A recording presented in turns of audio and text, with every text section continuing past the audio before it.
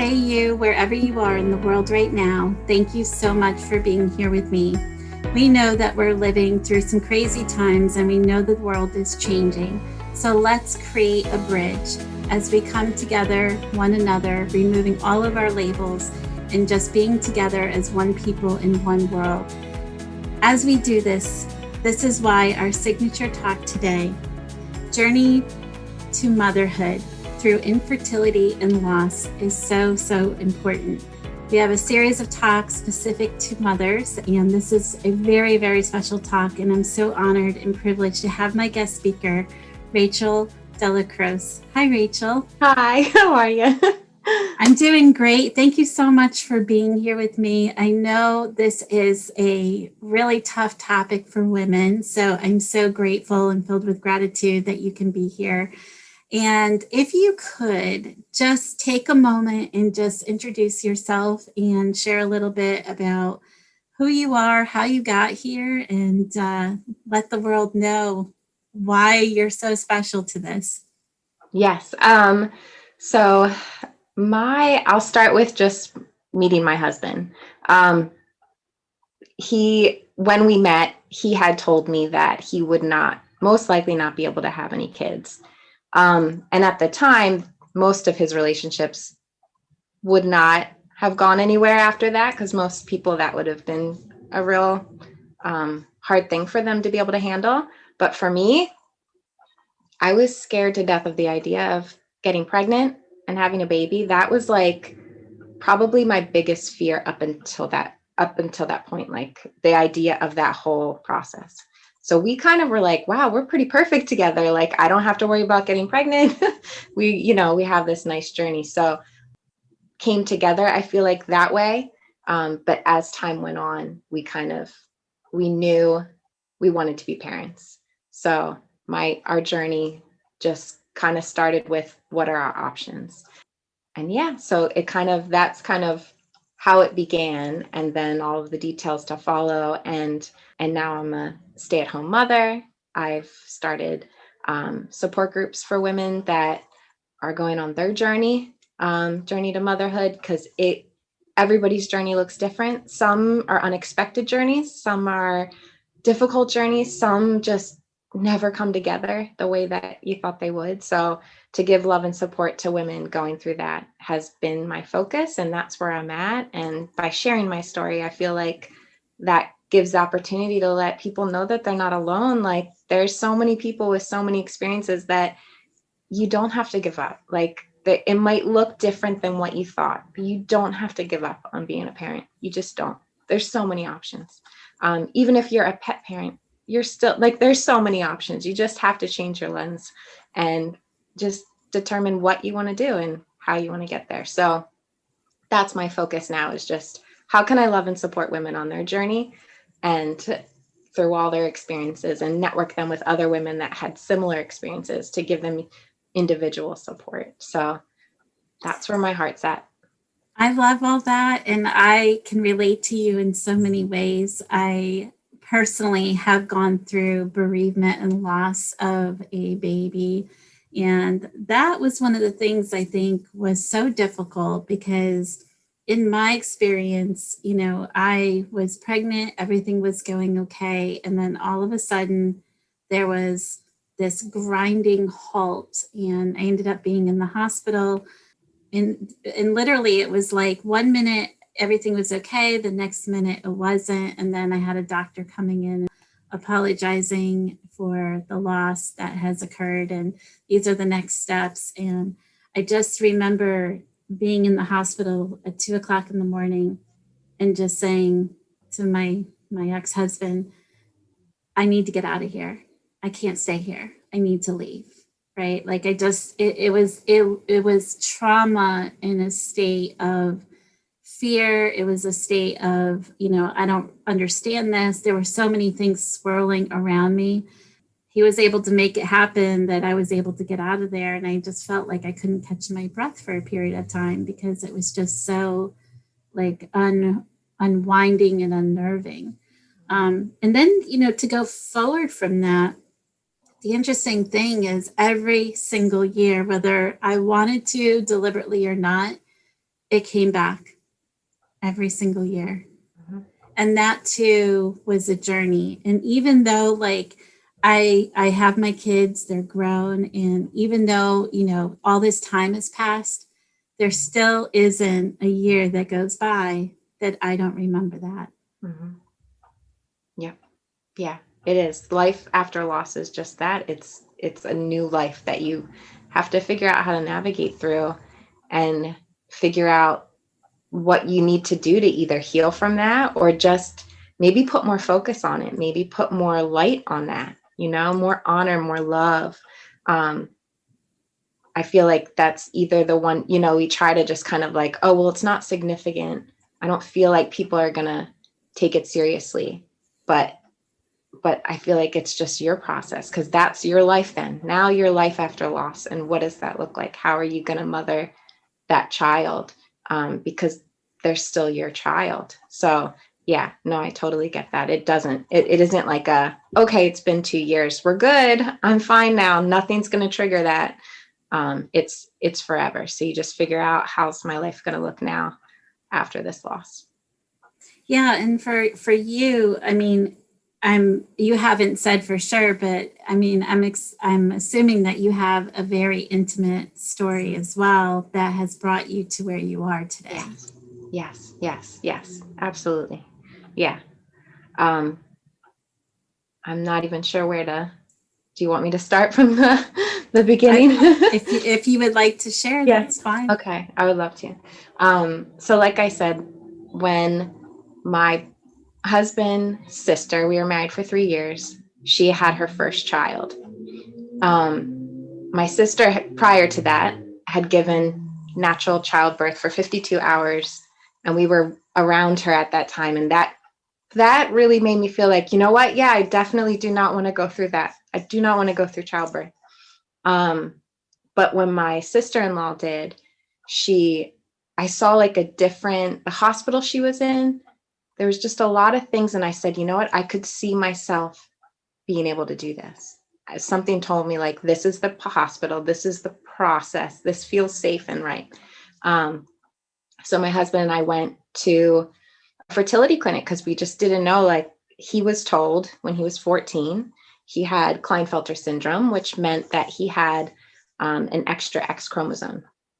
And that will typically make a male sterile. So we kind of knew it wasn't going to happen, but we knew there were other options. So let's just see what the options are. So now fast forward 15 years after that, they've come up with a lot of different processes. And one of them is if we were to do IVF, along with him having surgery, even if they could find a partial sperm, and they would check everywhere they could possible in the tissue to see if they could find. So this is a pretty intense surgery for him to go into, because any other way they could not find any sperm. So they'd have to go in surgically to see if they could find anything. So that gave us kind of a lot of hope. I think that's probably the hardest part, is because we went into it thinking, okay, well, our options are going to be a sperm donor or adoption, or maybe something else that we just haven't even thought of yet. But for them to say, oh no, you guys might be able to have a child that's biologically both of yours, was like not what we expected. At the same time though, the fear of what both of us would have to go through to get that, and it was still just a small amount of hope. I remember us getting in the car after talking to the doctor, and I just completely lost it and bawled my eyes out. I'm thinking what we both are going to have to go through. At that point, I was very holistic, and I hadn't taken medicine for over 10 years, nothing, not an aspirin, nothing. I was like trying to keep my body as clean as possible. And now I'm going to pump myself full of all of these drugs and go through all this process. To me, like, it was going to be a big sacrifice, right? To do that to my body, and for him to go through it, and then to know we could go through all that and they might not find any sperm. It was just like, We wanted the baby bad enough that we said, we're going to just do this. We're going to go through all this testing, go through the whole process. So that was like in August. And by January, we were ready to go ahead and go with the IVF cycle. They did find a lot of stuff that I needed additional medications for that we kind of went into it like, well, my husband's the one that's going to be the focus of the infertility, but I had a lot of issues around my own infertility that I had no clue about, and that they discovered. And I had a very small window of being able to I was in my early 30s, and they said, you're not going to have a lot of years to do this. So we've got to get moving. So the beginning of January, the year that we were doing the IVF, part of the process was that if they went in and they did not find any sperm, we had to have a donor ready. And the doctors were very much so, do you have anyone that is in your family, in my husband's side, that could have that bloodline, that would be willing to do that? And I mean, we went through his brother, we like mentally went through, what about your brother? What about your uncle? What about your dad? And it didn't feel right for us. It just felt too much of, to ask somebody to do that. And for people who do that, like, that is pure love. We didn't feel comfortable asking anyone. So we found a donor that we were happy with. That was very similar to my husband. We felt like it was a very good match in reading all his descriptions. So we had that ready. So we go through the process. The day of, he had his surgery, and then the next day I went in for my egg retrieval. So they took out all of my eggs, and I'm just coming out of, they had me in like twilight, and I'm just coming out, and the doctor comes in and they just said, we didn't find anything. And oh my gosh, it was like, we had done the first layer of this process, and for them to say, and the funny part was they were like, we're so optimistic, but the doctor was like, you thought that we would find something? And we were like, well, yeah, of course. Like, we just thought this would all just come together. Like, we just didn't see it not working. We thought you were going to find one or partial sperm. Like, it just in our brains was like, of course they're going to find something. So it was just my mom and I that day. And it's kind of like what you said. I was like, I got to get out of here. I can't even call my husband and his family and tell him this. Can we just like do a normal thing? My mom's like, I don't think that's appropriate right now. Like, I think you should go home and be with your husband and talk to him. And I said, no, right now, I just need to pretend like none of this is happening, because in like a day or two, I got to go in and complete this IVF and have this embryo transferred, once that process was ready. So we just went somewhere, and I just kind of walked around and was just trying to figure out like how, like this, I don't know. We just thought it all happened for the reason in that it was going to work. And now it's going to look totally different. And though we kind of, we already picked a donor, so we already were prepared that was a possibility. It just, I don't know. It just didn't seem like that was the way it was going to turn out. So we went home, and it was a rough couple days before going in for the actual transfer.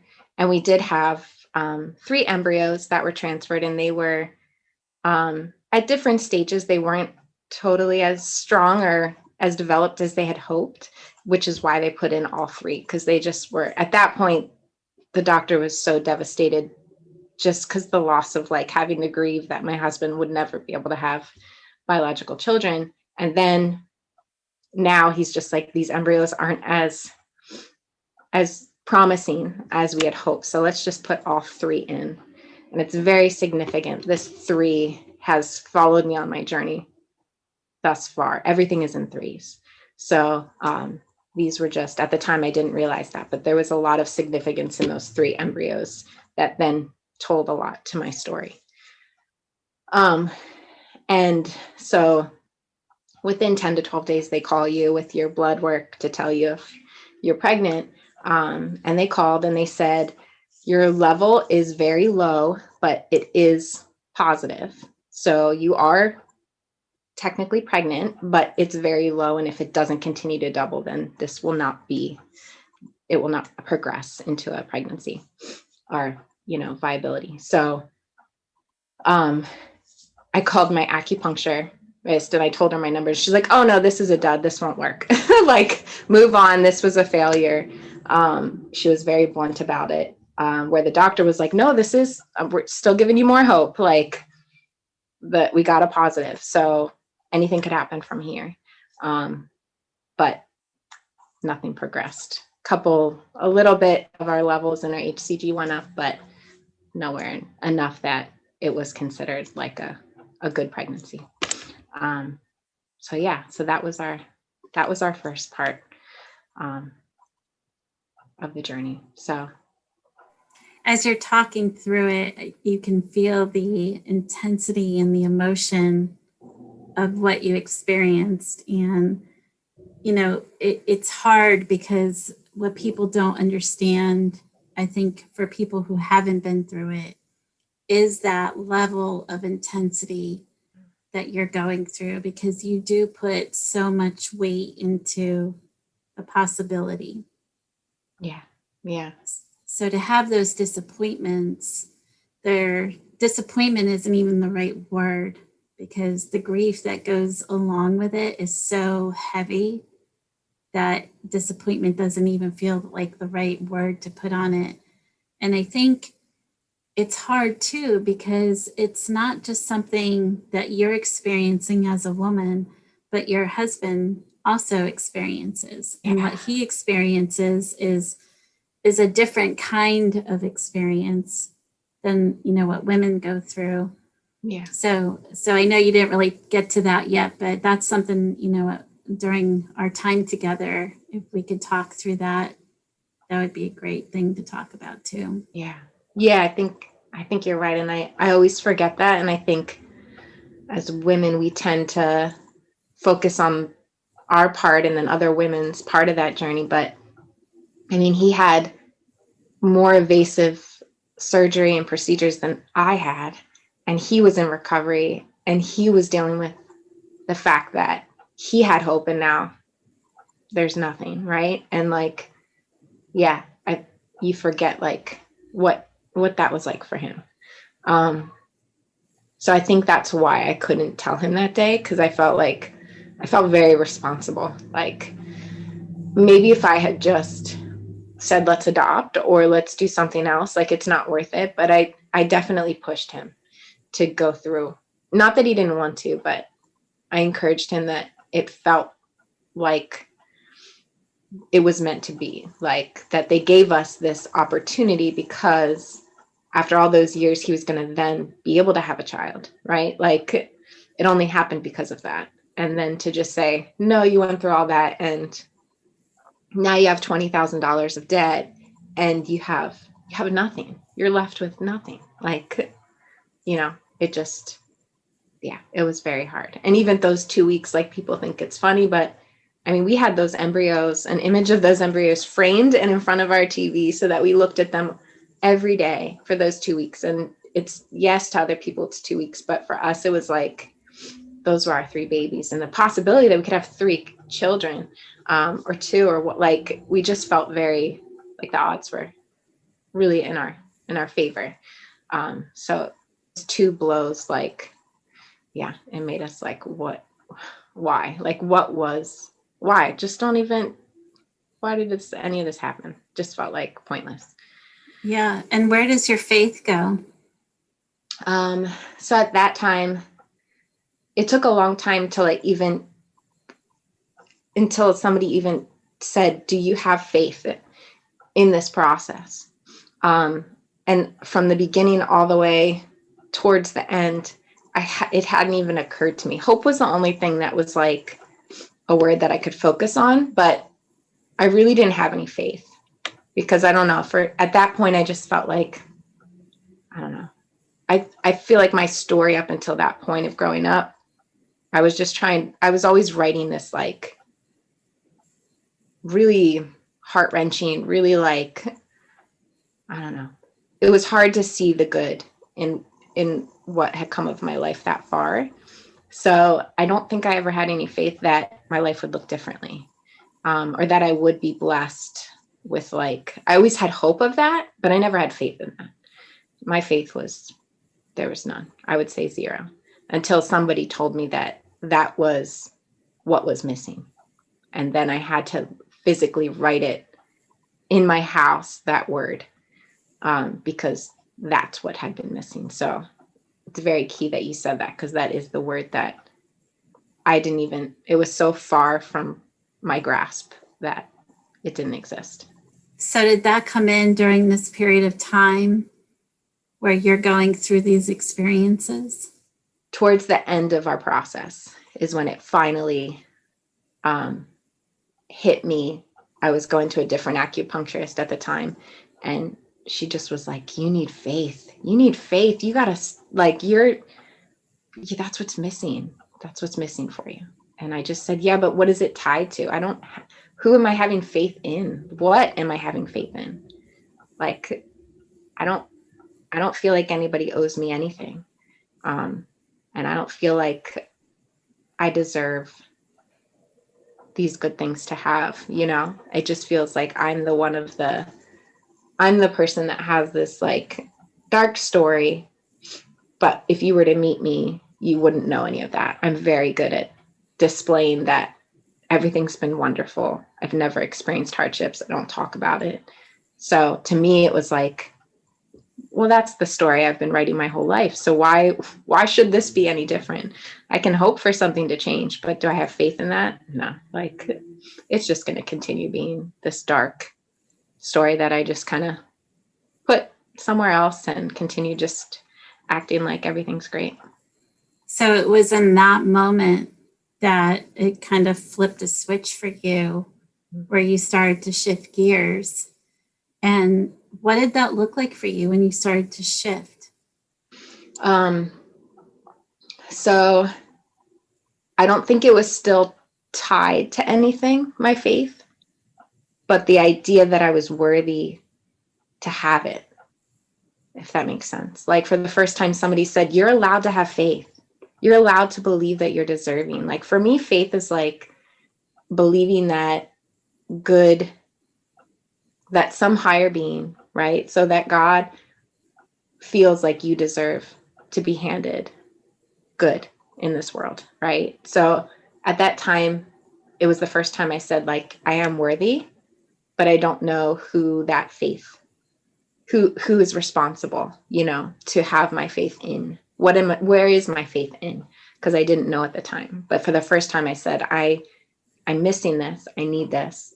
And it's taken up until the last year for me to really tie that to anything, and for me to feel the full impact of having faith. So yeah, but that would be, so after the IVF, we're talking 3 more years until I was even confronted with that idea of faith. So.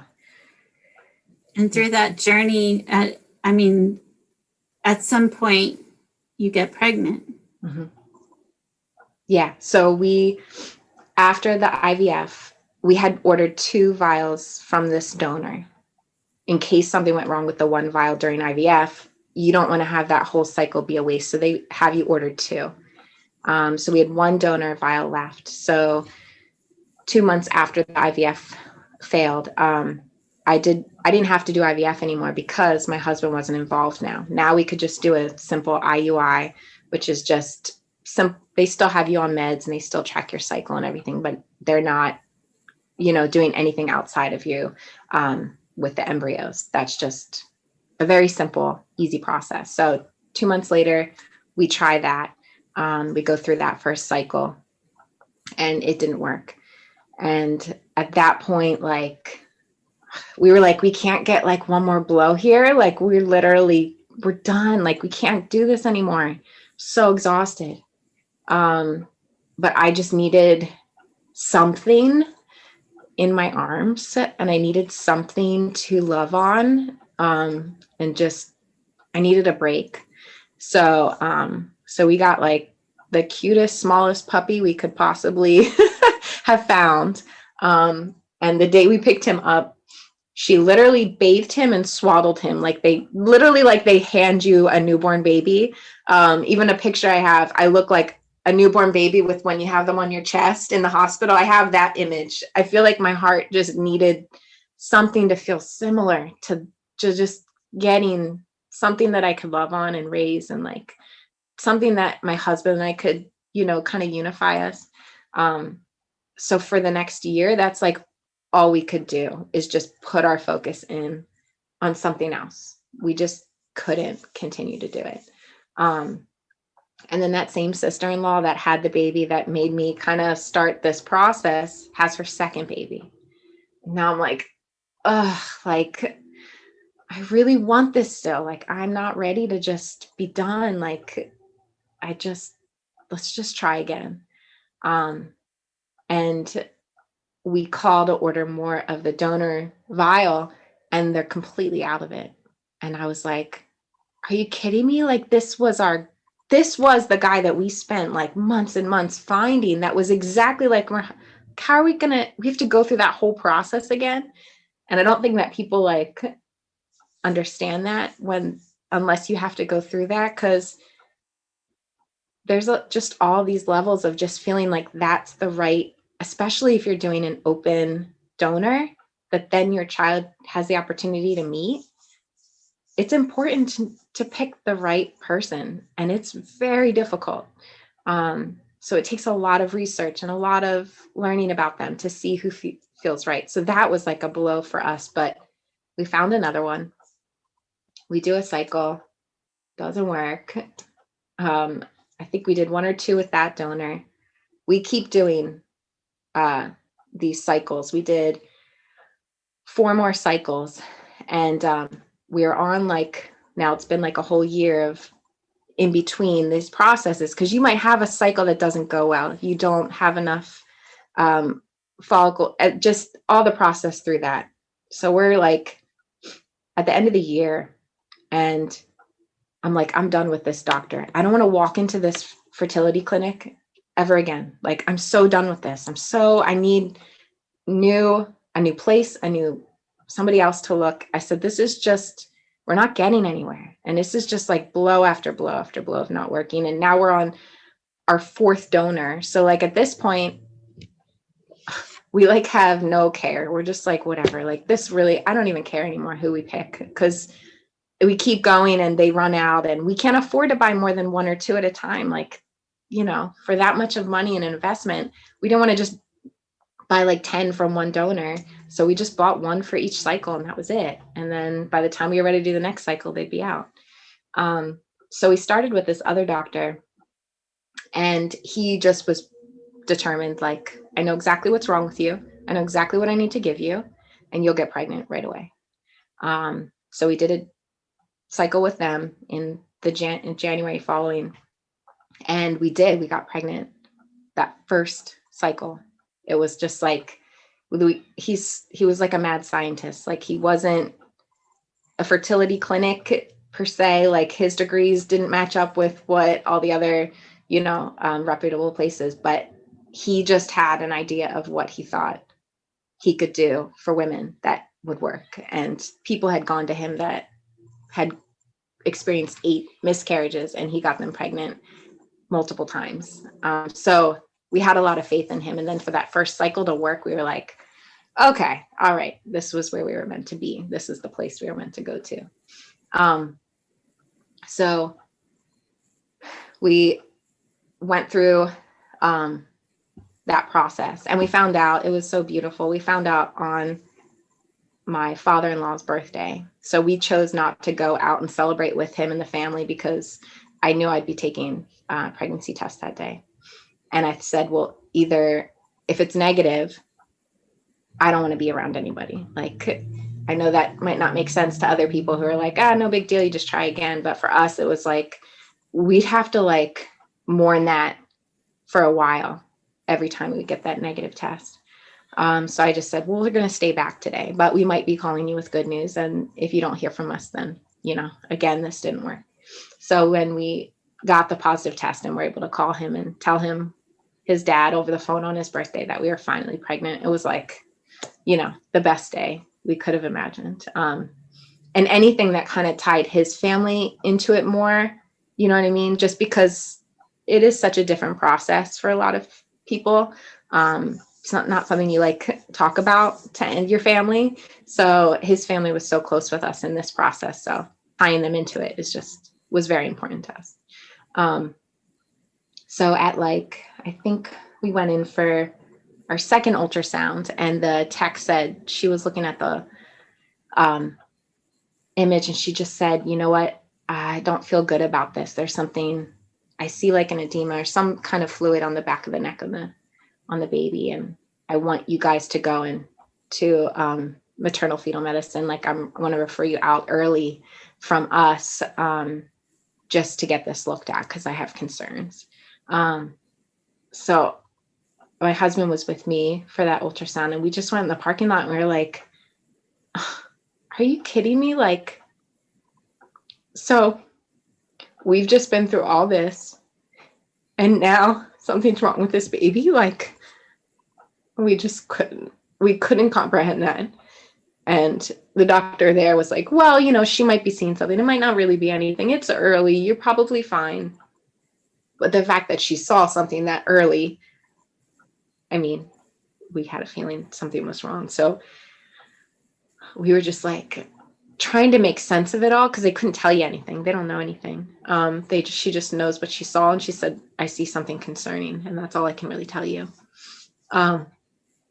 So right away we went and got blood work done so that they could see if there were any issues. And we went to maternal fetal medicine. They did a scan and they confirmed, yes, we're seeing exactly what that tech was seeing. And then it was April. So we started that cycle in January. So it was April 29th at this time. And we got a call from the doctor who had done the blood work. And they just said, well, you're having a girl. And we know this because your baby has Turner syndrome. And what that means is that she's missing an X chromosome. And I was like, wait, what? My husband has an extra X chromosome. He can't have kids because of that. And now we're having a baby girl that is missing an X. This perfectly, it just seems so beautiful how they fit together so wonderfully. For already a relationship that might have been a difficult one when she would find out that he was not her biological father, but now had a diagnosis that was this, the female version of his. How can you not, those two coming together is just, I don't know. That call, though it was difficult and I had no clue what Turner syndrome was, as we realized what it was, we were like, wow, she is literally perfect for us. And the journey up into this point was required to make us show up for this little girl and know that this is not going to be an easy journey. She's probably going to be in and out of hospitals with heart surgeries or all these hormone things. She's going to have a different life, and she might not be able to have kids of her own. And there's going to be a lot that goes into this, but we felt okay, this is all coming together so beautifully. So we just it didn't really matter at that point what the odds were. We weren't even looking at that of the survival rate. We just were wow, she is perfect. She is our baby girl. This is what this whole process was. And it all kind of that whole everything happens for a reason thing was she's our reason. She's the reason that we had to go through all that. So yeah, and we had already picked out a girl name and a boy name. So our girl name was Audrey, after Audrey Hepburn. And so she was our Audrey, and we were already signing cards from her. And we were just we were in denial that anything would go wrong, even though the percentage is less than 5 that she'd even make it through the pregnancy. But yeah, she just felt like, it just felt too good to just be like, what, you're going to give us this beautiful, beautiful girl meant for us, and then you're going to take her from us? Like, what is the point? So yeah, that's the beginning part. So that was, we found that out the end of April. And then on Mother's Day, it was my first Mother's Day. So I was pregnant. We had several ultrasounds in between then. She kept getting sicker and sicker, and more fluid building up around her organs and her body. And nothing was looking good. And it was going to be any week that she would pass. But for Mother's Day, I got my first Mother's Day. She was alive, and I celebrated with all the other moms. But I think it was, at the same time, it was like, this is going to be possibly my last Mother's Day. So there are parts about it that were very beautiful. Everybody was very supportive of looking at me like a mother, because that's another hard thing. Like, most women don't get to celebrate Mother's Day until their baby's here in their arms. Whether that's a safeguard to protect yourself, or people just don't acknowledge you as a mother until you have a baby alive in your arms. Whatever that is, everybody really supported the fact that I was a mother and that I got to have that special day.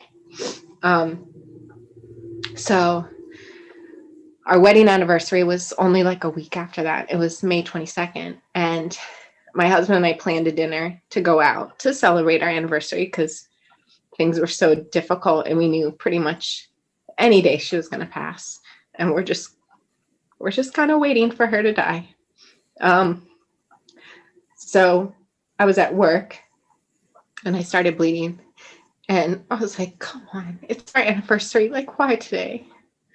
You know, I just want this day to, again, pretend like everything's going to be fine and act like nothing bad's going to happen. But that was the day.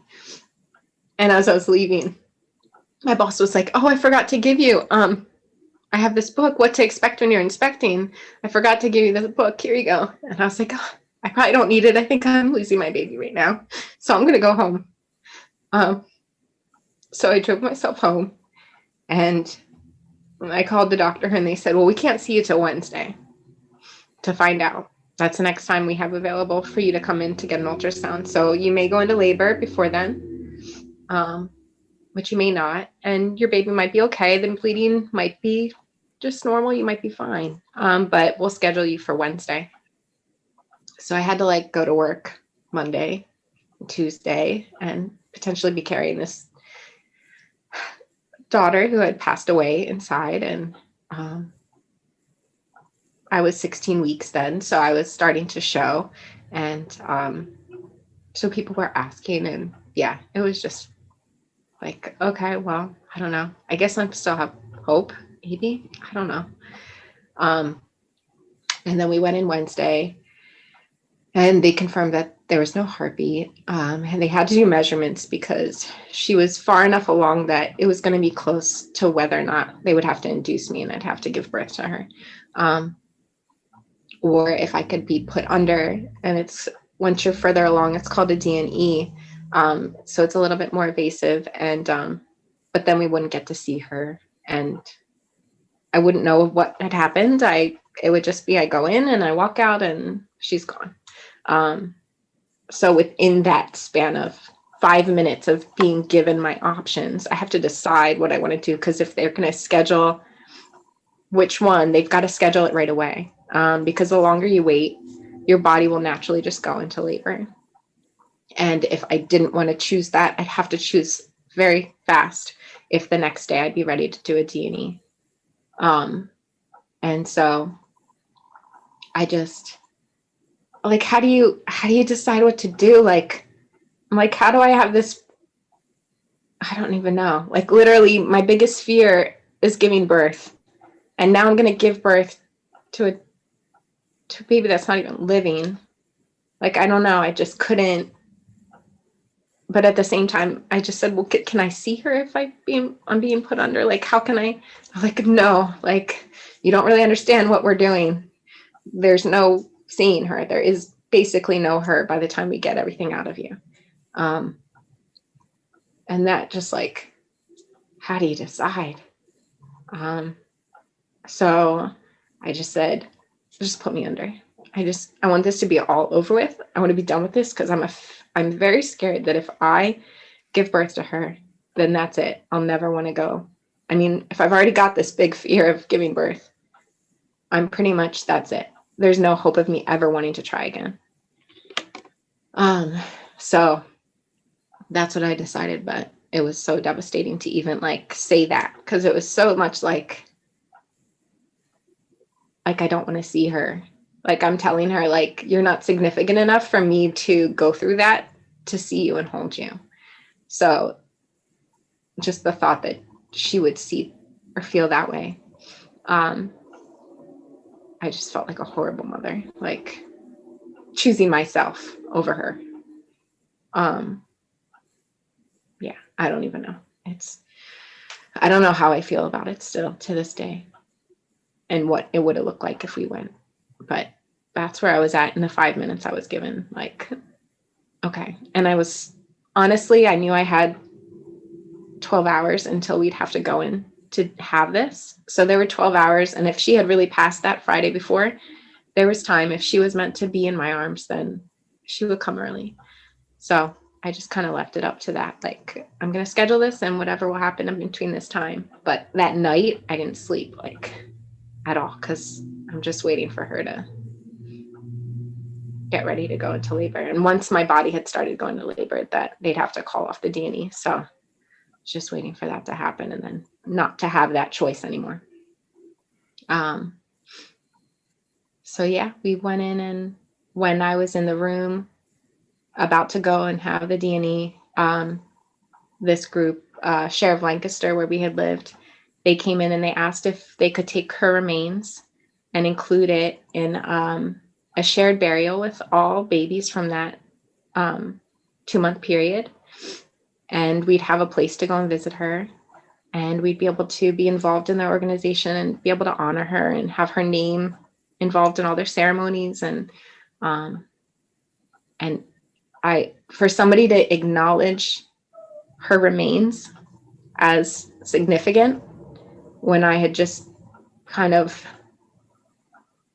let that part, I had kind of ignored that part, thinking that I was either going to be able to hold her and then those remains would be significant, but they still felt that even with the D&E that her remains were significant enough to be included. And that's just, it was such a blessing that day. So needed. And so impactful to us. It's so beautiful, the opportunity to be able to have a place to visit and really spend time and just be in a space of healing and grieving and acknowledgement. There's so many things there. For myself, I didn't have that experience where I was able to give birth because it was an emergency situation. And that's something I know a lot of women go through, but then it's also the struggle of grieving, not having something to say goodbye to. Yeah. And a lot of women I know go through that. I mean, just through my journey, I think that's one of the most difficult things, because when you don't have something to say goodbye to, it's not that it doesn't feel real, it's very real, but for the rest of the world, it's not so real. Yeah.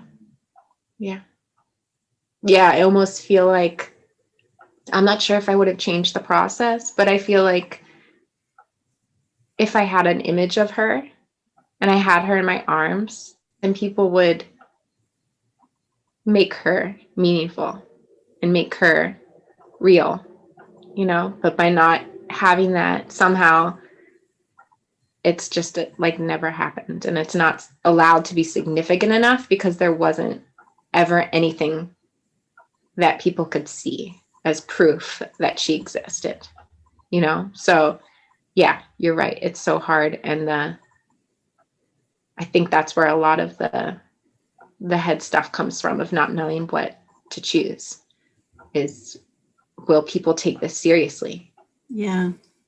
And whether knowingly or unknowingly, I'm not sure if you even realized this when you said it, but when you talk about your anniversary, it's a time where a marriage, is where two people are fully committing themselves, and, they're probably the closest that they'll ever be in their union, as far as, getting married and that special day and celebrating that time.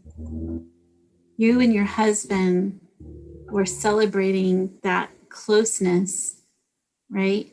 Like you don't have that same kind of closeness day in and day out throughout the year, but that special day where it's acknowledging the love that you two share.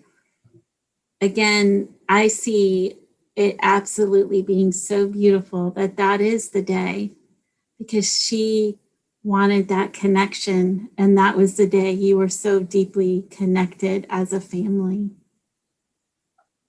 It's absolutely beautiful. There's so much to your story that it is almost like it was manuscript by God, by a higher power, just because there's so much that I mean, how else do you describe it? How else do you even put words on it? I mean, it feels like the hand has been in it, through this process. But then not only through this process, but just touching you and having to place you in a space where we're going to take you from this intimate place of what mothers go through, and we're going to put you in a space where we're going to help you connect with other women who understand this kind of pain. And now you're going to serve as a conduit for healing and support, and giving them guidance as far as where they can go to connect for the support, or not to feel like they're on an island by themselves experiencing this, because a lot of women, it does feel very lonely. Mm-hmm. It does feel very lonely. And if you don't have someone who's alongside of you, it is hard. Yeah. It's very hard. And that person being alongside of you, I mean, there's a lot of women who are in relationships and maybe they're not in supportive relationships. Maybe they're not able to have those intimate conversations with their partner, or maybe they're living 1,000 miles away from family, where they don't have someone to go to, like their mom or their sister, or, somebody like that. One of the things that you had mentioned that I think it's really important we talk about too is you had talked about your family, and you had talked about, you didn't say it, but you could feel it when you were talking about it, was this pressure because there was another kid coming into the family, and and it's like, okay, so the family is getting bigger and you're surrounded almost with this like microscope on you, not by the family per se, but more where it's self-imposed because you're going through all of this. But then it's almost like, well, hey, I want that, but I'm almost like mad that it's so easy for you. Right? Yeah. Can you talk to that piece a little bit? Because right now, somewhere in the world, there's a woman listening to this interview, and she's probably thinking, I don't know what to do with this. I don't know what to do with these feelings. I don't know how not to feel what I feel, or what this is. I think I stopped seeing it, and now I can see this. Infertility and loss is a hardship, right? And that's what life is. We just go from hardship to hardship to hardship, right? Just because someone's hardship isn't around their infertility or their loss, it might be a loss of their parent. It might be they just can't, their partner is not loving and supportive. But I think what you have to focus on is I think what's so hard is that we assume that we're all meant to be able to have children and it's supposed to be easy, that it's just how it is, right? But it's just your area and your personal hardship. You can't write everybody's hardships to be the same. Everybody's journey is unique to them. So where they've struggled monetarily, with relationships, with feeling alone, maybe you didn't have those hardships, right? And you took them for granted. You've had a loving and supportive partner, and you took that for granted because somebody else has 5 kids, but they're in a really, really hard relationship and a really dark place in that part of their life. So you're not being punished in any way. It's just, that's the hardship you've been dealt. It's just kind of like the card that you're dealt that is going to get you to a different journey, and it's going to be a different path, but that's what's going to take you. That's like your high mountain that you have to climb. Some of your life, it was kind of easy. You coasted through a bunch of stuff and you took it for granted. This is your high mountain, but it has the best view, and it's worth just keep climbing, because when you do reach that, there's a different gratitude you have when you do actually have that child, whatever that journey ends up looking like. But when you have that child, you're going to look at that baby a whole lot different. And not to say that it's a different love, you just are going to look at it with a different appreciation than maybe another mother who that part was just kind of handed to her very easily, having kids, never experienced a loss. But for you, you climbed that mountain and you just never gave up. And when you look at that child, it's worth every single hardship to get you to that. But don't think of it like, why am I being punished in this thing that everybody else can do so easily? It's just, that's your particular hardship. I love what you said too in the very beginning, is that you can create your family whatever way you'd like as far as what it looks like. So for some women, they may not be able to have a baby, but they could adopt. And if it becomes, too much, maybe it's just pseudo adopting someone else's child for a period of time, or adopting a pet, or whatever it looks like, whatever you can handle. Yeah. And I think that's really important. And I am reminded of a situation that a couple of weeks ago, I was in a store and I was looking for a greeting card. And on the other side of the aisle, I hear 2 women talking. And one of the women is talking about somebody at work had lost a baby and she wanted to get a card. And the other woman said, well, why would you do that? Why would you do that? Why would you send this woman a card? And she said, because if I had lost a baby, I would want a card. And I thought that was really beautiful, that this person was taking the time to acknowledge this woman in this way. Yeah. And I just wonder for you, Rachel, what do you suggest for people if they know somebody who's lost a baby? What do you tell people that is helpful for them to help someone through it? Just anytime you have the opportunity, as long as they're willing, just let them know that you're thinking about them and you're thinking about that baby specifically, and acknowledging the significance of that baby. Whether that baby passed at 4 weeks, 5 weeks, like there's no gauge on when that baby was significant, because it was significant. And I think just acknowledging the loss, and then there's so many specific days within the year that you can honor people who have gone through a loss. Just by October 15th, at 7 p.m. across the world, everyone lights a candle in remembrance of all the babies that have been lost. And that means that across the world for an entire day, there's light for all those babies. If it's that simple, and saying, hey, I lit a candle for your baby. I'm thinking of you today. Or I saw this bird, and it just give light to it and just talk about it and just say like, hey, I think about you and I think about your baby. Because that's what is so hard, is that you feel like either one, it's not allowed to be significant, or that that child's going to be forgotten, or that you're going to make people feel uncomfortable if you talk about it. But as a mother, that's like so much joy. And people just say, my grandma bought me an Audrey Hepburn painting, and she said, I didn't know if you would like it. I didn't know like how it would make you feel. Would it make you upset? Would it remind you of Audrey? And I said, no, absolutely. Like that, just the fact that you looked at that and you thought of me and you thought of my baby girl, like just whatever you can do to say, hey, I'm thinking of you. I love you. I love, whatever I can do to support you.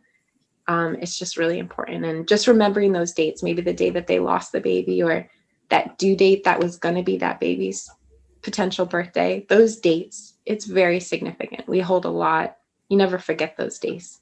Because So true. And I could talk to you on and on and on. And I know we're getting, short on time, but I thank you so much for sharing your story. And I mean, it's a powerful story, and you're just doing so much to put light into the world for these families and these women. And you're such a blessing, and it's just beautiful what you're doing. I do have one last question. If I ask all my guest speakers, if I were to find your earth angel feather on the ground and I picked it up, what would your message to the world be? I feel like around loss is just to show love to those, to everyone, not just the people that are physically here, but to show love for those who have passed, whether it be a baby or a mother or a grandparent or an animal, anything, just all that we do with love. And I can't begin to tell you how much love will flood your life and how overwhelmed you will be in feeling that love back if that's your focus. It's this beautiful cycle. So just before you do anything, just do it with love. And that is so beautiful. Rachel, have a very happy Mother's Day. Yes, thank you. You too. Thank you. And that's all we have time for today. This is Catherine Daniels with Retreat to Peace, reminding you to live your authentic life with peace. And as always, retreat to peace. And we'll see you next time.